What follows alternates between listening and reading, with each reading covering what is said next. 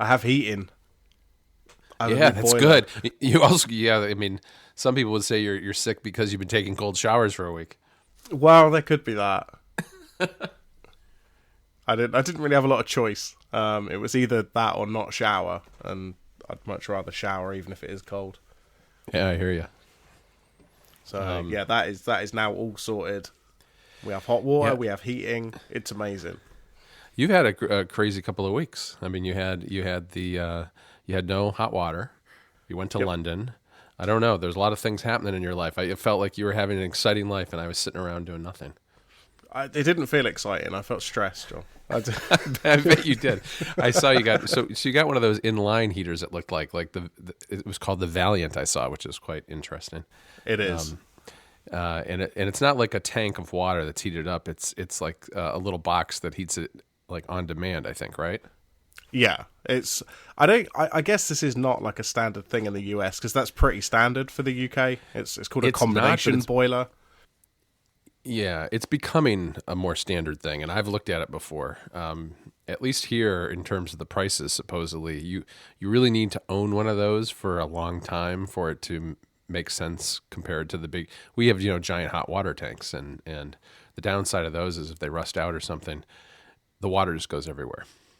Right. And that does happen sometimes, but the inline ones are more expensive, and then you need to have for it to really. But I guess they are more efficient, so you save money on the heating the water. So if you have it for a long time, it makes sense. But if you're not planning to stay in your place for too long, then it's not a good deal, I guess. So that's the lesson on hot water heaters in America.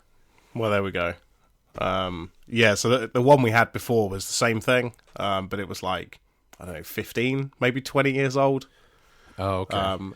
And we needed 2 new parts, and the new parts were going to cost about £1,500, and a new boiler is £2,000. So it didn't really make a lot of sense to replace it. Yeah, it was your landlord. Your landlord paid for it, though, right? Not you. Yeah, but my landlord's my mum. Oh, I didn't know that. That makes for a nice awkward conversation. Okay, I got it. I had no idea. Yeah. My parents are my landlord, so that's got it. Yeah, so that makes for a nice, fun kind of conversation 6 weeks before Christmas. Oh yeah, by the way, we need a new boiler. Did they just tell you to tough it up and enjoy the cold shower? No, they did not. Okay, well that's good.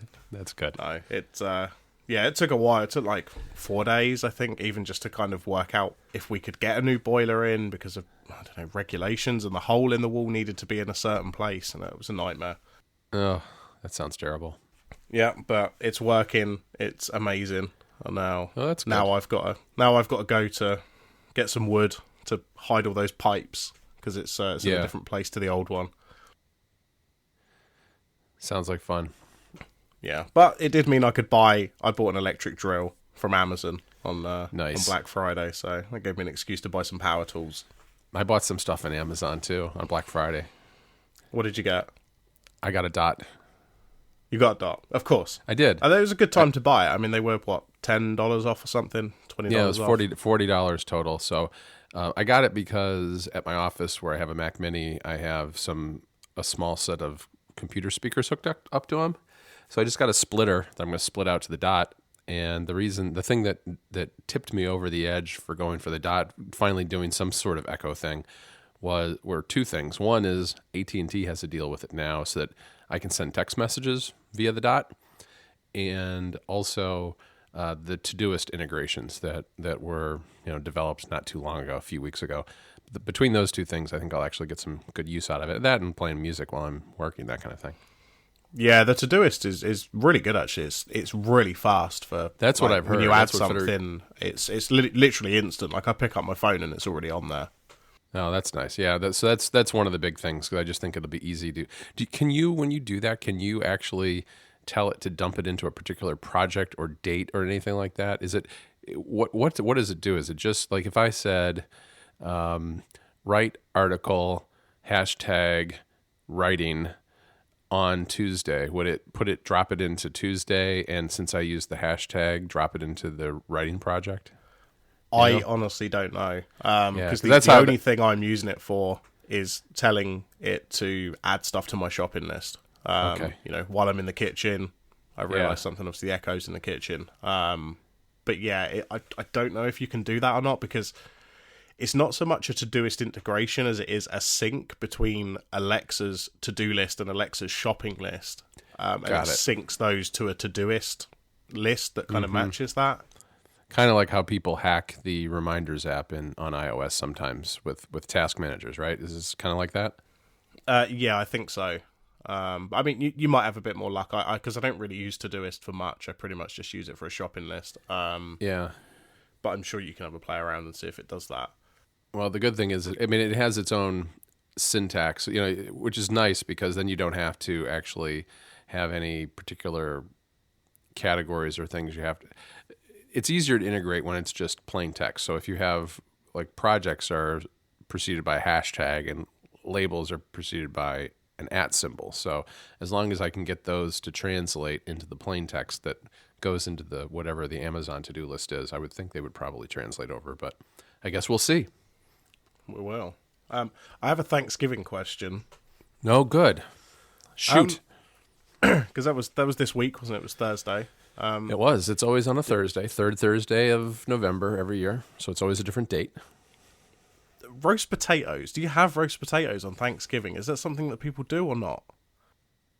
Yes. I mean, there's a variety of different root vegetable dishes that people have, mashed potatoes, or you could have roast potatoes, or you could have sweet potatoes that are mashed, sweet potatoes that are roasted, sweet potatoes that are just baked, that sort of thing. We had baked sweet potatoes this year. Because I hear a lot of talk of the mashed potato and the sweet potato, but I don't hear a lot of people talking about roast potatoes, and I was concerned that people were having the meal without roast potatoes in some instances. But Well, I would say that the roast potato is probably one of the more rare occurrences of potato dishes on Thanksgiving, probably. Mashed potatoes, I would say, was probably the most common. Huh.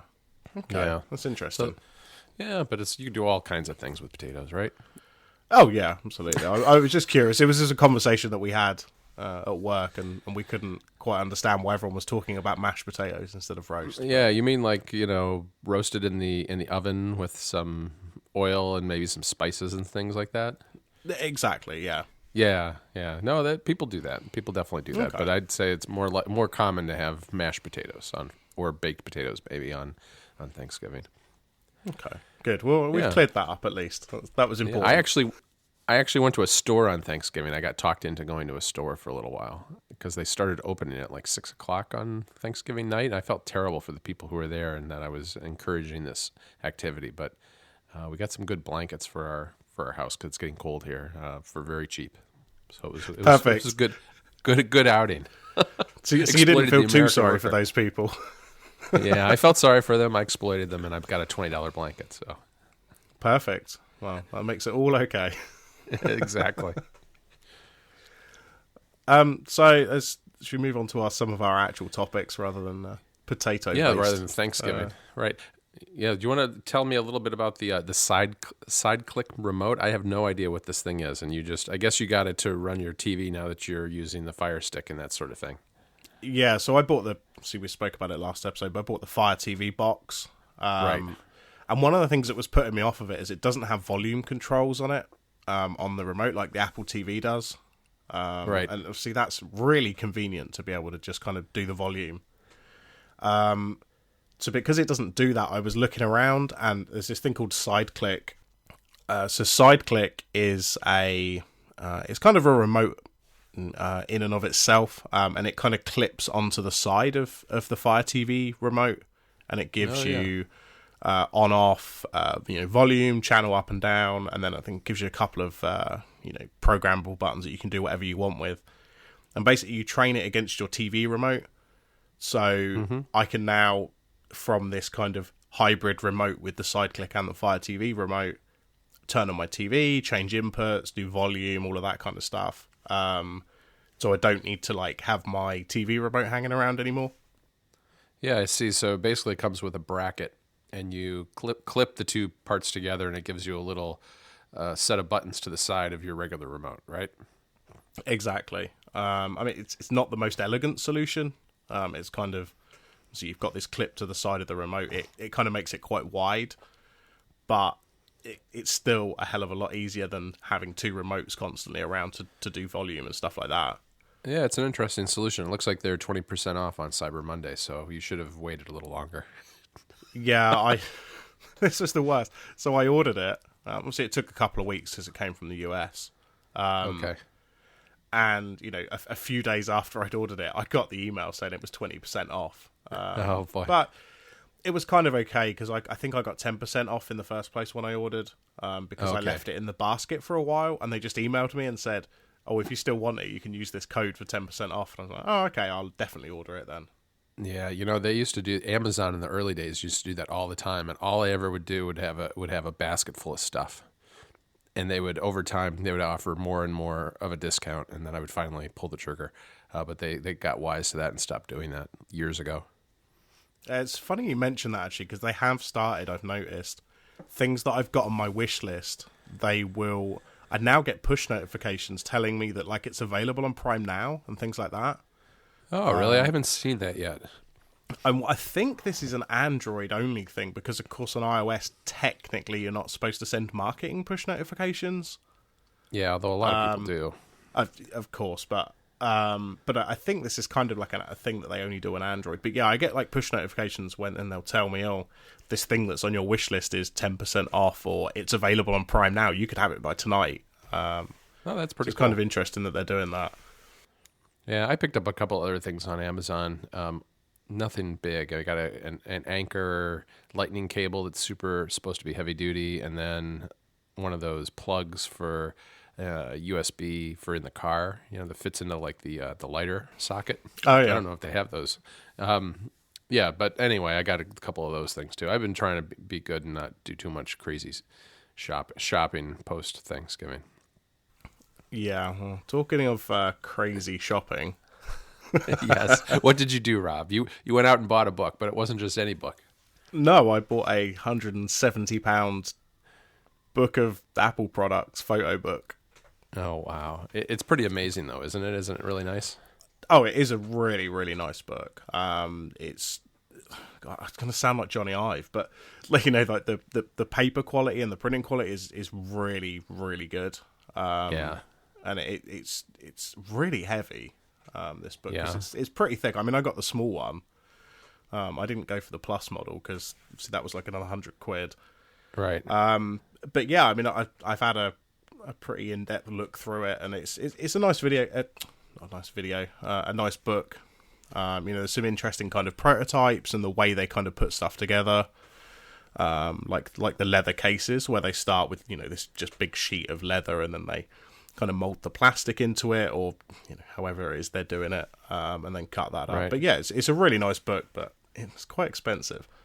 Right. No, I have held off so far. I mean, I was very tempted. And the thing that I do like about it is the fact that, as you said, it's not just glamour shots of the products themselves. There's a little bit more in terms of how they're actually made and the process and the prototyping and all that, which I always find that sort of thing really interesting.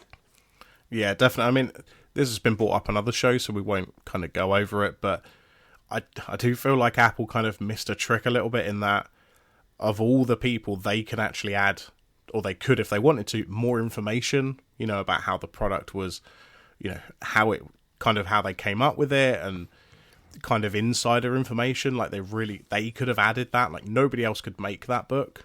Whereas as it is, it's just a photo book, and it's kind of just Apple's version of Iconic. Right. Yeah, I agree, although I'm not surprised that they didn't do that, and I doubt we'll ever see that, really, just because of the secretiveness of the company. But it would be nice to have a little bit more of a behind-the-scenes look, too. Yeah, definitely. But, as I said, I don't regret buying it. It's really nice. But at that kind of price point, it's kind of hard to justify at times. Yeah, no, they've got them. I guess they're on display in a handful of Apple stores around the United States, including the downtown Chicago one. So if I get a chance, I'm going to go up there and check it out. But it's a bit of a hike, and I tend to walk up there because I'm a cheapskate and don't like to take the Uber. So I may or may not go up there and check it out at some point. Stephen Hackett did a really nice video of it where he took a lot of his collection of old Apple gear and put it side by side with the book, which I thought was a kind of neat way to highlight the book and really bring it to life in a little bit more three-dimensionally, Yeah, this was really great. This was actually, I think I watched this and then that was kind of what pushed me over the edge to buy it. Because I could see like the quality of the book and the size of it and stuff. But yeah, this is a really interesting video because obviously Stephen Hackett has all the Apple products, or most of them. But yeah, he did a really nice job on this, especially the iPod socks where he opened it up and he had all the iPod socks on the page. Right. Yeah, no, that was kind of a nice touch, and I think it was really one of the best videos he's done so far. He's been doing various videos with his collection for the last few months, but this was really, I think, my favorite so far. Yeah, definitely. We'll put that in the show notes. I highly recommend if you watch it. Yeah, the other thing I would check out if you're interested at all in the old Apple products is Johnny Ive did a couple of interviews right after this book was released. One was, it was interesting because it's a video that ultimately turns out it was produced by Apple, which I suspected at the time because the style was very Apple, but it showed up first on a Japanese design website and then found its way eventually onto the book page on apple.com. So you can find it in one of those two places. It's linked, at least to the Japanese website, it's linked on Mac Stories. And then he did an interview with another design site called, I think it's called Wallpaper, and that's quite good too. I think what's interesting to me about it is that it goes a little bit into the design philosophy of the company and why they made the book, which in his words seemed to be because there's a disconnect these days between manufacturing and design, that design and making something are divorced from each other, and that with this book, Apple wanted to show how those two things are intimately linked with one another, and that's why it goes beyond just showing the products and actually showing how they're made. Which I'm a sucker for Johnny Ive. I like to hear him talk. He's a very interesting guy, and I think these two interviews were particularly good and worth listening to or reading if you're at all interested in design and how things are made. Yeah, definitely. One last thing, I want to mention this because, like, kind of obviously the comparisons are fairly obvious, but if you're in the market for this Apple book, but you're kind of like, oh, it's quite expensive and, maybe you can't really justify it. The Iconic book, which was by, I cannot remember the guy's name, but this is it's very similar. Like, it's a book of kind of product shots of kind of all the different Apple products. This is significantly cheaper. I think it's about £40 in the UK on Amazon, right? And probably about $50-$60, I think, in the US. Yeah, and I have that as well, and it's a really, really nice book. Yeah, it spans a longer period of time. It goes back into the older catalog of products, which is interesting, and it's more just straight up product shots, right? Yeah. This is from the guy's personal collection, and I think he traveled around a bit and took some photos of other people's collections. But yeah, it's glamour shots and product shots and stuff like that. But as you say, it kind of spans the whole of Apple's history rather than just this specific time period that Apple have gone for. But yeah, that book is really nice as well. Right. Oh, good. Definitely worth checking out. I don't have either book, but I should consider at least checking out Iconic, I think, a little more closely. Yeah, definitely. You've been writing about CarPlay this week.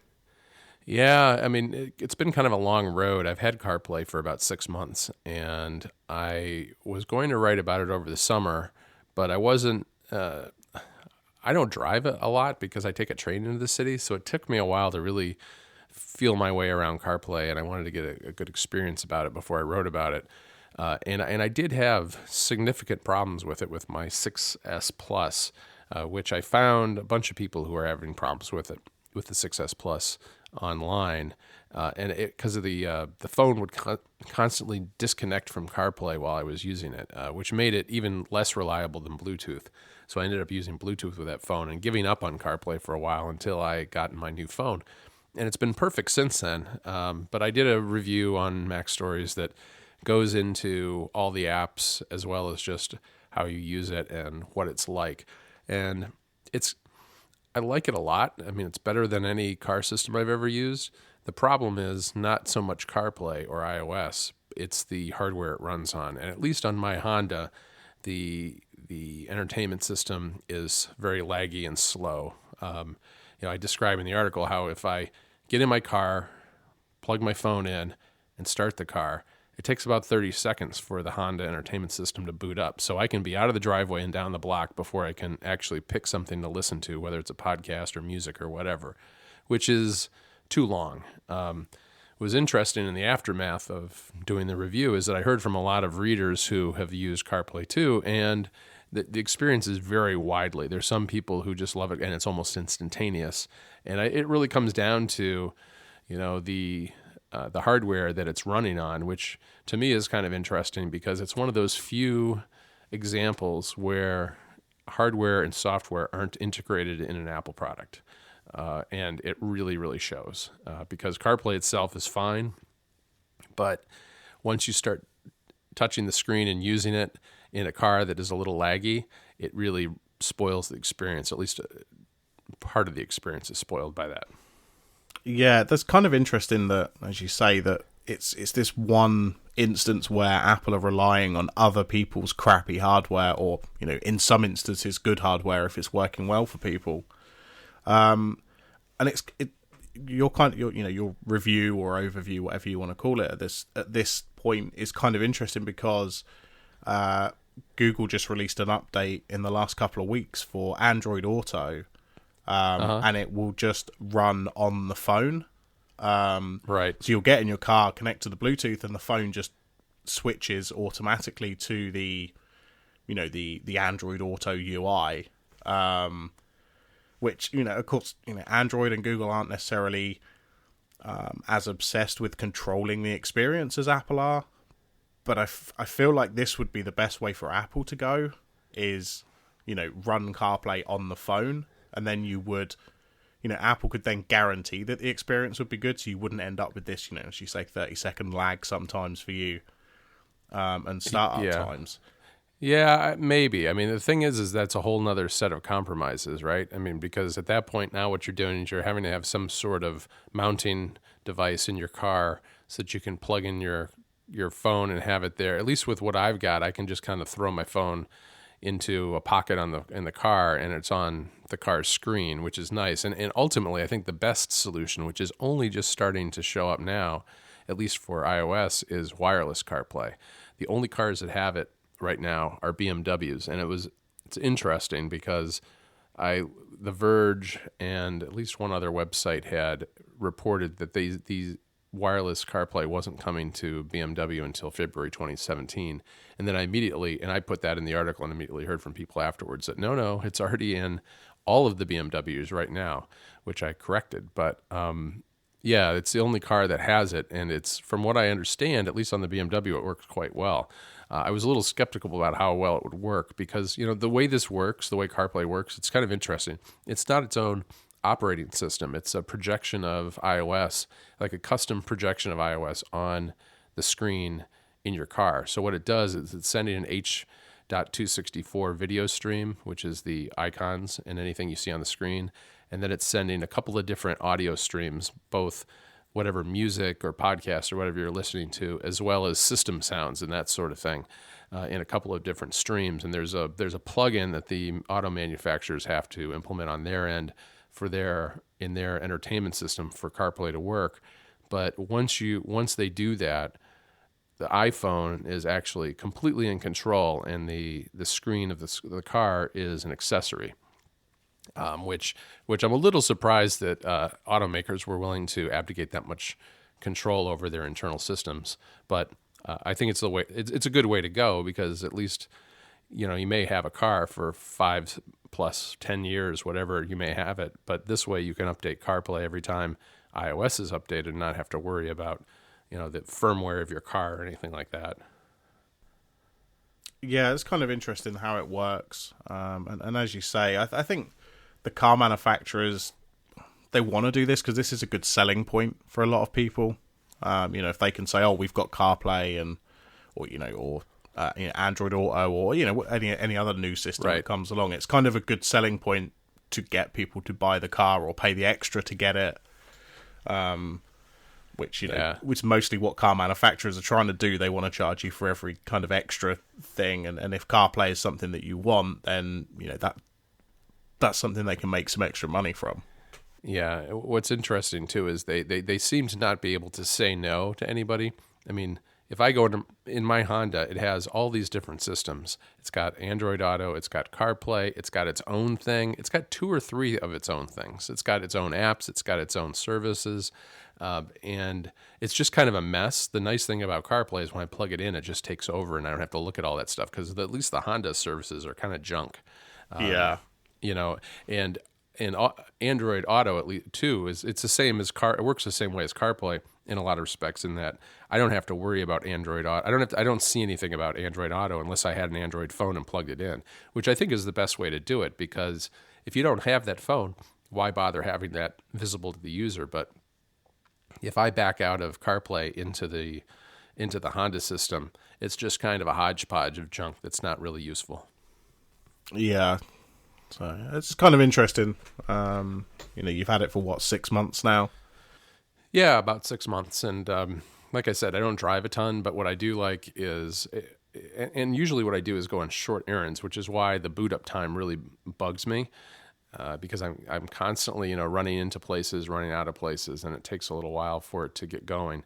But it is nice, and there are a handful of apps that are that you can use with it. Overcast is available, Castro, NPR One is a good one, Spotify, Apple Music, all those things are there.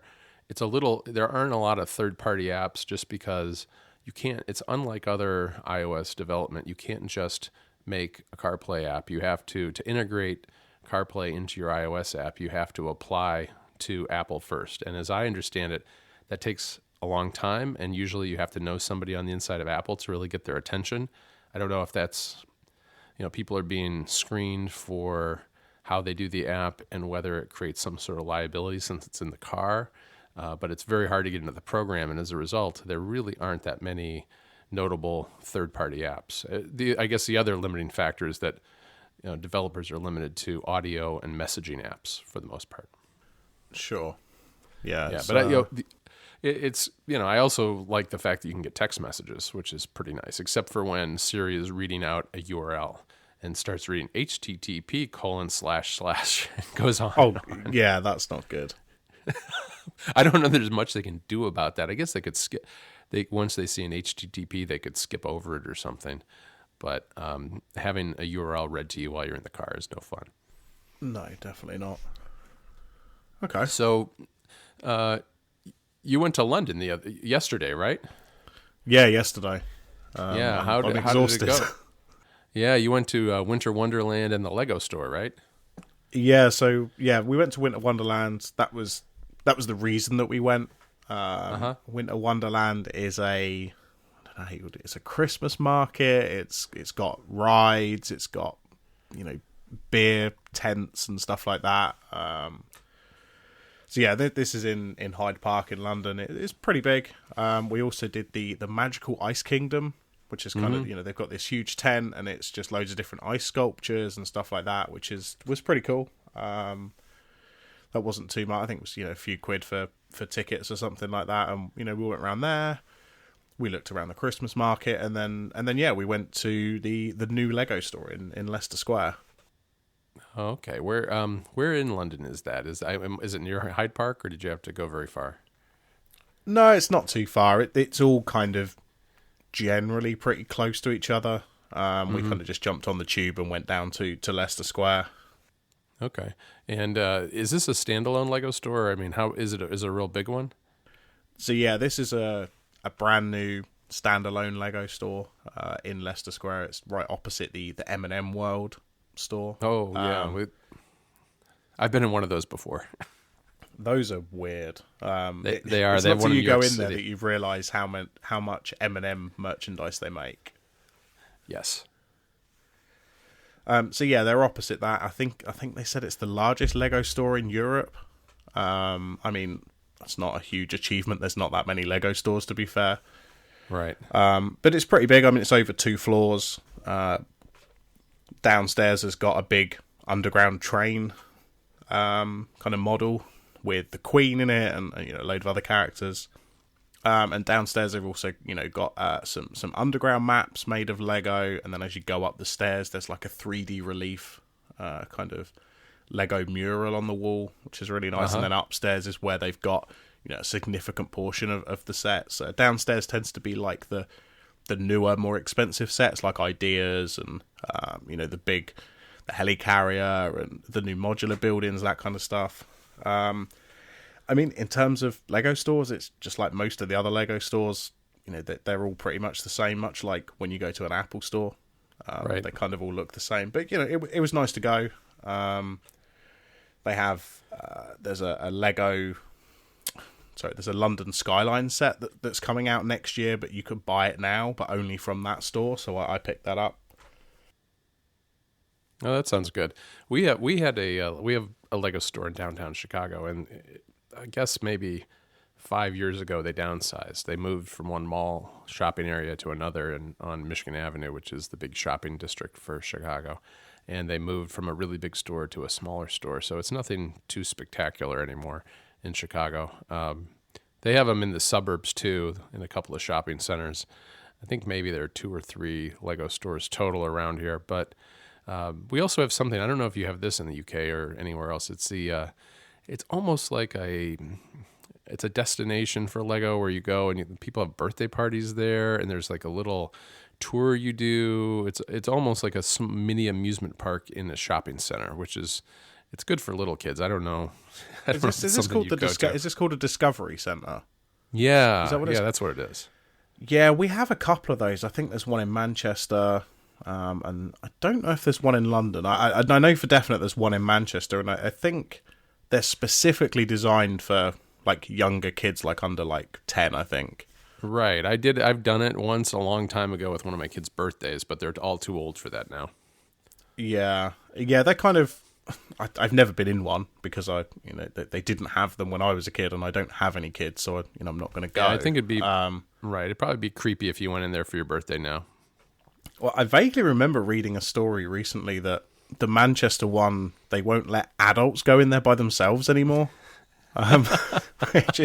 It's understandable if it is designed for kids. But yeah, I vaguely remember reading a story about that. So yeah, those are dotted around. I guess there probably is one in London somewhere, but I'm not aware of it. Right. So what did you end up buying? Yeah, so I got the London Skyline set, as I say, which doesn't actually officially come out until February, I think, next year. So you can only buy it in the Leicester Square store. And then I did the pick-a-brick wall because if I'm at a Lego store, I have to do the pick-a-brick wall because it's really good value. Right. And then I bought a key ring. I bought Rey from Force Awakens because I needed to spend £60 to get the free gift. What was the free gift? The free gift is like a little Santa on a fireplace. I think it's supposed to look like a snow globe. I mean, it's not a snow globe because it's made of Lego. Right. But yeah, I think I'd hit like £58, so I needed to spend like two more pounds. So I picked up a key ring. Yeah, I think I saw you say on Twitter that there was a line to get into the place. Did it take very long to get in? It wasn't as bad as I initially thought. When we saw the queue, I was ready to. I just said to Jess, "Look, let's just go home. Forget it. I don't care that much." And we asked, and the guy said, "Oh, it'd be about 45 minutes." And I was like, "Do you know what? We're here. Let's just do it." But it actually only took about 15-20 minutes to get to the front of the queue. That's not too bad. And it was basically just kind of a one in, one out kind of thing. Right. Which is understandable because we'd been to the Disney store maybe half an hour before that, and we just left because it was so busy. Yeah, couldn't really see anything. No, we pretty much walked in to the main entrance, we're there for about 2 minutes, then we're like, forget this is just too busy. Right. So I think Lego had the right idea, kind of controlling who can go in and out. Right. I mean, they've only been open a week and a half, maybe 2 weeks. And of course, this is the Saturday after Black Friday. It's a few weeks before Christmas. It was bound to be pretty busy. Yeah. Oh, that sounds like a good trip. I mean, other than you sound like you're getting a little bit of a cold, I'm just getting over one myself, so we probably both sound a little stuffed up today. Yeah, it's not great. Every time I go into London, I'm either already ill or I get ill. I think it's the underground. It's too many people in a confined space. Yeah, I know. I mean, I'm sure that half the time I get sick, it's because I'm on public transportation with all sorts of sick people on the way into Chicago and back. But one other little tidbit: I have tried a MacBook with a Touch Bar now. Was that in one of the stores or somebody that you No. know? Owen's I assume it's Owens turned up. came.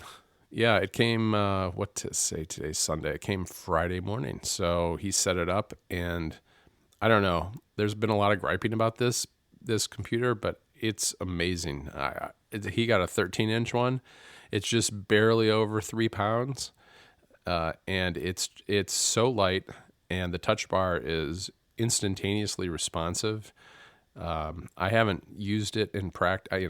I just fiddled around with it. I didn't actually get to use it to do any work yet. So, and he's going back to school today, so I probably won't. But I was really impressed with it. I like it. I mean, it's a neat little computer. It's very much like the Air, but without the big bezels around the screen, which means it's about the same size and weight as an Air, but a lot more powerful. Yeah, that's definitely really good. If they can keep it that light, I mean, arguments aside about battery or whatever, if they're able to, as you say, get it that kind of small and compact for a 13-inch, then that's really good. Right. I was going to go to the Apple store yesterday, but after seeing the Disney store and the Lego store, I was like, I can't bear another busy store like the Apple store.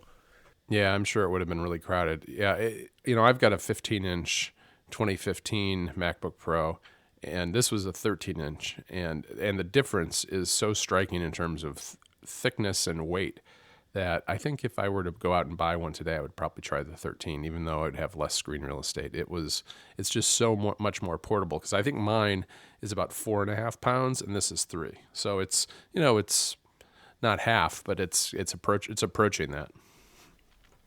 Cool. Yep. Well, I think that's. Yeah, we should probably wrap it up. Let's wrap it up before I fall apart. No, I know you're getting worse and I'm getting better, but we're both not perfect. So let's tell people where they can find us. I'm at John Voorhees on Twitter, and you can read my stuff at macstories.net. And how about you, Rob? Yeah, I'm on Twitter at rmlewisuk. You can read my 2 blog posts a year at roblewis.me if you want. And show notes will be ruminatepodcast.com/34. Sounds good. All right. Thanks, Rob. Bye.